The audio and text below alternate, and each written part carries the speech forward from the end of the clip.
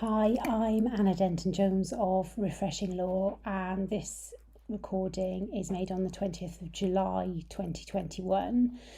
I was reading yesterday in The Guardian about an employee, a care worker who'd lived in the UK since she was a child, been here for 44 years, who had been dismissed from her job in a care home in relation to the employer having conducted a right to work check in relation to her being here, and having decided that because she couldn't prove her status for being here, that they would dismiss her.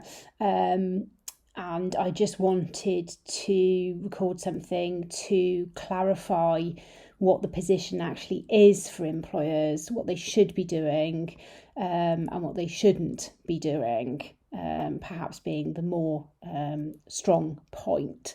So, quick recap. All employers have to check the entitlement of any employee, irrespective of where they come from or if they've grown up down the road, in relation to their entitlement to work in the UK. And there are certain documents that have to be checked for that, known as List A and List B, and the employer has to keep evidence of that.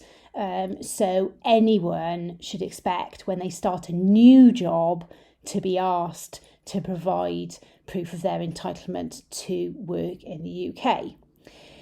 If the employee commenced employment with the employer before the 30th of June this year, then the employer will have done the checks at that point. If the individual was a European national, then they will have presented a passport or national identity card, and the employer will have been able to tick the boxes that they need to have the statutory defence, so that they are not fined under immigration laws, the potential fine being £20,000 per employee who you have not checked. As a result of Brexit, the period of grace, if you like, that individuals had to apply for settled status if they've been here for more than 5 years, or pre-settled status if they haven't quite been here that long, expired on the 30th of June. So if you are employing somebody now in July, then you've got to do on day one the right to work check. If they were a European national who's been here a long time, then they have to show you their application to obtain settled status that they should have made by the 30th of June.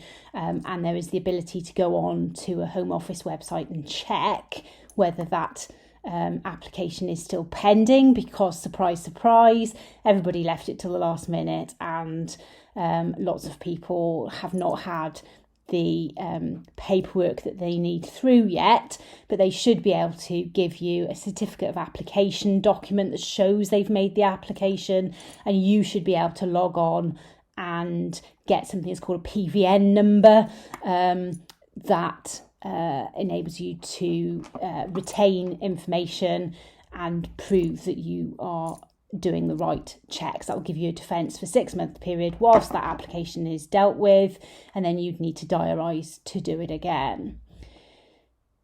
In a case like this individual who seems to have been dismissed from the care home, she says, according to the newspaper reports, that she's made the application.